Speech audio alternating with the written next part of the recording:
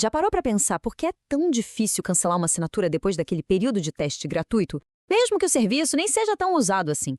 A resposta, olha, não está na lógica não, está na psicologia. E hoje a gente vai mergulhar fundo em como os produtos digitais usam a chamada economia comportamental para moldar as nossas escolhas de todo dia. Para começar, vamos explorar essas forças meio que ocultas, sabe, que guiam nossos hábitos no mundo digital. Afinal, o que é que realmente impulsiona as nossas decisões online? É uma sensação que todo mundo conhece, né? Aquele incômodo de perder o acesso a um serviço quando o teste grátis acaba. Parece até um pouco exagerado.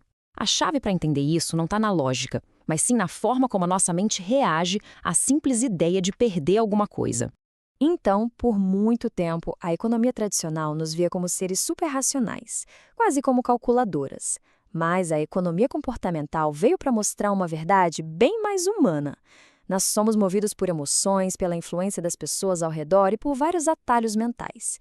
E é exatamente nesse ponto que o marketing digital atua.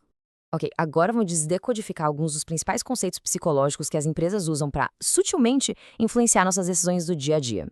O primeiro conceito é um clássico: a aversão à perda. Estudos mostram que a dor de perder, digamos, R$ 50, é psicologicamente umas 2 vezes mais forte do que a alegria de ganhar os mesmos R$ 50.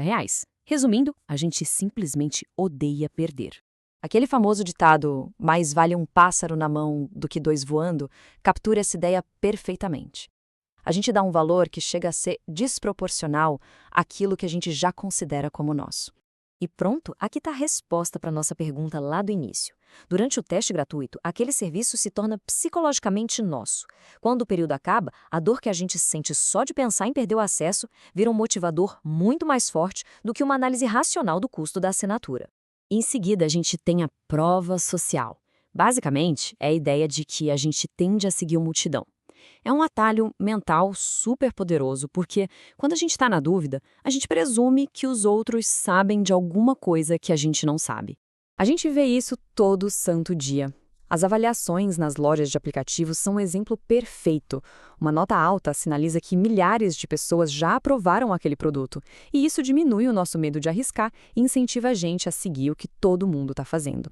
O efeito de enquadramento, esse é fascinante. Penso assim, é como a moldura de um quadro.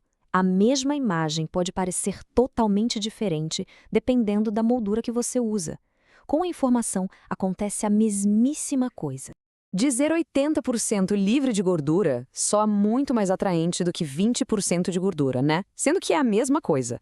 90% de sol deixa a gente bem mais otimista do que 10% de chance de chuva. E o clássico 3,99. Parece uma pechincha perto de R$ 4. Tudo isso explora como nosso cérebro processa os números. A apresentação, no fim das contas, é tudo. E aqui entra o princípio do comprometimento. A ideia é começar com um pedido pequeno, tipo curtir uma página ou assistir a um vídeo. Uma vez que a pessoa dá um pequeno sim, fica psicologicamente mais difícil dizer não para um pedido maior lá na frente. Ao oferecer recompensas por tarefas simples, os aplicativos criam um ciclo que vicia. É um ciclo de progresso e investimento. Cada meta alcançada dá aquela pequena dose de satisfação, fazendo com que continuar usando o serviço seja o próximo passo mais natural do mundo. Certo, mas como esses conceitos que parecem tão abstratos viram ferramentas práticas que as empresas usam todos os dias? Vamos conhecer 2 das mais poderosas. A primeira é a gamificação, ou gamification. Pensa naqueles aplicativos de idiomas que dão pontos por lições completadas ou nos de exercícios que dão medalhas por atingir metas. Eles usam elementos de jogos para tornar tarefas comuns bem mais divertidas e motivadoras. Mas, para a gamificação funcionar, ela precisa ser bem pensada. As metas têm que ser claras, para todo mundo saber o que fazer. Tem que ser simples, para garantir que qualquer um possa participar. A progressão mantém a motivação em alta e a competição adiciona aquele elemento social que nos mantém engajados. A outra ferramenta super poderosa são os nudges, que a gente pode chamar de empurrãozinhos. Pensem como os supermercados colocam as frutas na altura dos olhos. Eles não proíbem a compra de doces, mas facilitam a escolha mais saudável. São sugestões sutis que nos guiam sem forçar a barra. Um bom nudge tem 3 características principais. Primeiro, ele deve ser simples de entender. Segundo, ele deve ser projetado para beneficiar a pessoa. E, o mais importante de tudo, ele deve sempre preservar a liberdade de escolha, só tornando uma opção um pouquinho mais fácil ou mais atraente.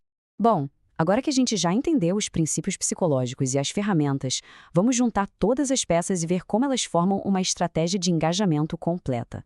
A estrutura é bem clara. Tudo começa com a compreensão da psicologia humana, dos nossos comportamentos. Com base nisso, as empresas aplicam as ferramentas certas, como a gamificação ou os nudges, para criar experiências que, no final das contas, resultam em clientes mais engajados e, claro, mais leais. E tudo isso nos deixa com uma pergunta para a gente refletir. Ao entender essas técnicas, a gente passa a ter mais poder para reconhecê-las no dia a dia. Da próxima vez que um aplicativo sugerir uma ação, vale a pena pensar: isso foi uma escolha genuinamente livre ou foi só o resultado de um empurrãozinho muito bem projetado? A resposta pode surpreender.